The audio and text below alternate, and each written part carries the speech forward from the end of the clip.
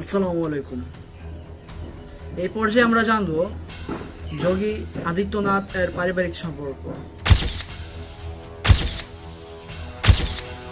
ही ज्यादातर मीडिया के सामने आती है। उनके इतने सारे अनुयायी हैं और हम देख रहे हैं कि आपके आंसू आ गए हैं, भावुक हो। সে পরিবার ত্যাগ করার পর এই পর্যন্ত পরিবারের কোনো খবর নেয়নি। আর যেটাও সামাজিক মাধ্যমে জানা গেছে সেটাও তার মৌখিক। मेरी एक बार उनसे मुलाकात हुई थी नजीमाबाद में, तो भाषण करते हुए मैंने देखा सामने जो है कोई बैठा है, तो मैं पहचान गया उनको। मैंने कहा भी ये तो मेरे पिताजी हैं लगता है। वो सभा के बीच में बैठे हुए थे। तो फिर मैंने सभा समाप्त होने के बाद अपने साथ के कुछ लोगों से कहा, मैंने कहा देखो यार वो आए हैं तो उनको बुलाओ, थोड़ा मुलाकात करते हैं। तो तब मेरी मुलाकात हुई। সে তার মৃত বাবার মুখটা পর্যন্ত দেখতে যায়নি।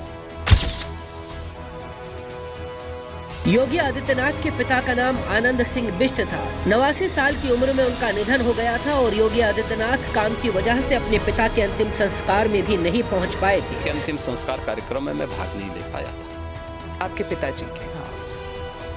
এটা সম্পর্কে তাকে জিজ্ঞাসা করলে সে বিভিন্ন বাহানা তৈরি করে দেখায়। অথচ সম্পর্কে টান থাকলে যে কোনো পরিস্থিতি যাওয়া সম্ভব। সে উত্তরপ্রদেশের সিএম হওয়ার পরও তার আপন বোনের অবস্থা খুবই করুণ। योगी आदित्यनाथ की 3 बहनें हैं, शशि पयाल और 2 और हैं। शशि ही ज्यादातर मीडिया के सामने आती है। कोढ़ी गढ़वाल में शशि माता भुवनेश्वरी देवी मंदिर के पास चाय नाश्ते की दुकान चलाती है। না সে মুখ দিয়ে বলতে পারতেছে না বুঝাইতে পারতেছে। कि आपसे पिछली बार जब मैं मिला था तो कह रही थी कि बड़ा बेसब्री से इंतजार है कि योगी जी को एक बार आ जाएं, जो है काफी दिन हो गए हैं। ये तो आपने भी देखा होगा कि लाइन लगी थी सबकी, तो परिवार वाले सब अपने आप ही एक साइड हो गए, क्योंकि उनको तो पता है कि हम परिवार वाले हैं, चलो मिल ही जाएंगे। इसी बहाने हम एक साइड होते होते अभी तक हम साइड ही हैं। अच्छा, नहीं मिल पाए तो आखिरी में मिले, क्या पता, उम्मीद है? हाँ, मिले अभी कहाँ मिले, अब शाम को देखेंगे, टाइम मिलेगा तो मिल जाएंगे। हाँ, आज जो आपके छोटे भाई के साथ तो दिखे, उनको कुछ कहा, किसी को कुछ कहा महाराज जी ने, कैसे क्या हालचाल लिए? किसी से बात करने का उनको टाइम ही नहीं मिला। आदित्यनाथ की बहन शशि ने एक इंटरव्यू में योगी से अपील की थी कि मैं चाहती हूँ भाई एक बार आकर माँ से जरूर मिले। आपकी छोटी बहन जो है उन्होंने एक इंटरव्यू में कहा था कि 30 साल उन्होंने आपको राखी नहीं बांधी।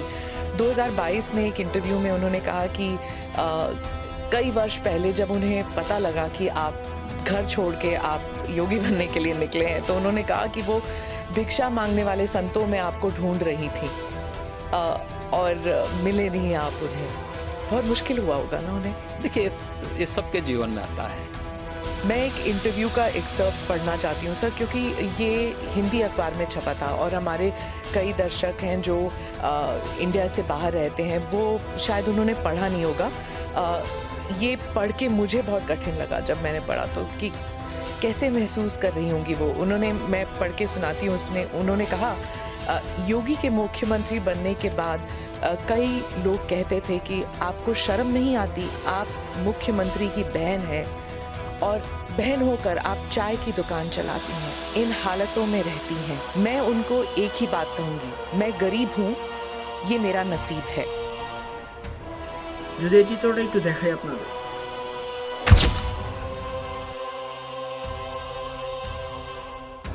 যাই হোক, এখন একটা টক শো এর আলোচনা দেখাবো আপনাদের। সে টক শো কি বলে।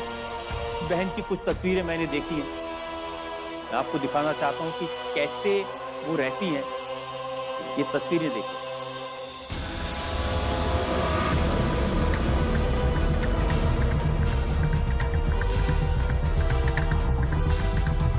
कई किलोमीटर पैदल चल के घर से आती हैं, एक चाय की दुकान चलाती हैं, प्रसाद की दुकान चलाती हैं।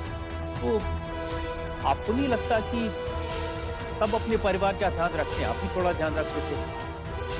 पूरे प्रदेश का ध्यान रखना होता है।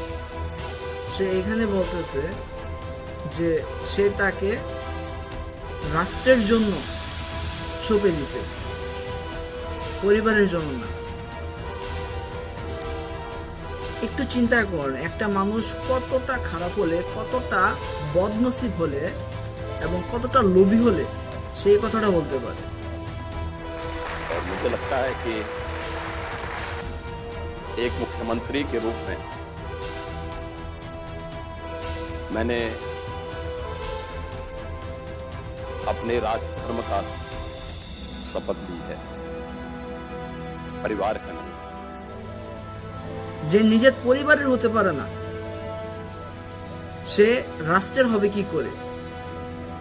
मेरे साथ इस वक्त मौजूद है, यहाँ पर उनके भाई हैं, उनके पिता हैं, उनकी माता हैं और उनसे हम बात करेंगे, उनके जीवन के बारे में जानेंगे और किस तरीके से एक साधारण सा लड़का संत बन गया उसकी कहानी आपको बताएंगे। सबसे पहले उनके पिता मेरे साथ इस वक्त मौजूद हैं, उनसे बात करेंगे। आनंद जी बताइए कि बचपन से और लेके और संत बनने की कहानी उनकी बताइए। क्या आपको पता था कि वो संत बनने वाले हैं? ऐसा था कि वो बचपन से ही बड़ी प्रतिभाशाली थे, कहते थे कि मैंने सेवा करनी है, जनता की सेवा। तो 1993 में का परिचय अविनाश से हुआ। तो उन्होंने कहा भाई मेरा उत्तराधिकारी बन जाओ। तो उन्होंने कहा ठीक है। तो उन्होंने कहा घर पूछ के आओ। मैं उनको सड़क पर छोड़ने गया।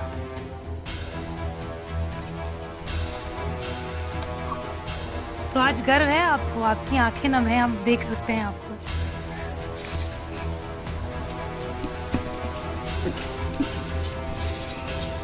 यूपी का सीएम जो उत्तराखंड का भी कभी हिस्सा हुआ करता था, उत्तराखंड खुद यूपी का हिस्सा हुआ करता था, आज उसके सीएम हैं आपके बेटे। कि वो उस पद पर पहुंच गए।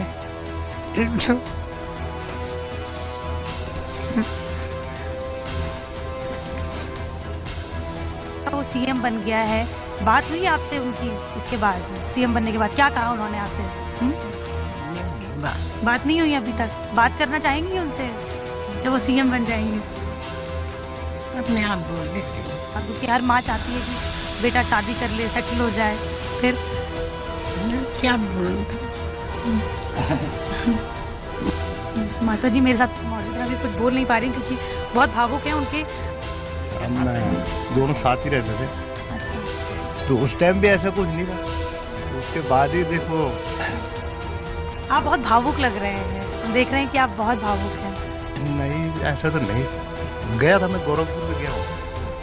रहे उनके आश्रम में। जी। जब आप देखते हैं कि उनके इतने सारे अनुयायी हैं और हम देख रहे हैं कि आपके आंसू आ गए हैं, भावुक हो गए हैं आप बहुत, हैं उनसे बात करते हैं। आप बताइए, अपनी यादें बताइए उनके साथ, आपने जब उनके साथ, आप छोटे भाई हैं उनके साथ। मैं उस समय काफ़ी छोटा था, मुझे तो पूरी तरह से याद भी नहीं है। अगर यादों की बात करें तो बड़े भाई हैं, वो अच्छी तरह से बता सकते हैं। जब होश संभाला तब तक महंत बन चुके थे। जब यहाँ पे घर में भी शुरू से ही कम रहे हैं। এই ভিডিওটা সবার লাস্টে দেওয়ার কারণ হলো তার যে আসল চরিত্রটা এটা সবার কাছে তুলে ধরা। এটা দেখার পরও যদি আপনারা না বোঝেন তাহলে এখানে আর বোঝানোর কোনো কিছু নেই। তাহলে বুঝতে হবে আপনাদের ধ্বংস অনিবার্য। ধন্যবাদ। আল্লাহ হাফেজ। उनको अंदर कर देना चाहिए जिन्होंने इस तरह की बदतमीजी की है। हैं कुछ ऐसे लोग पार्टी में जो बकवास करते हैं, चाहे वो साध्वी हैं, चाहे वो और कोई योगी हैं, उनको अंदर कर देना चाहिए, उनको डांटना चाहिए और उनको निकाल देना चाहिए।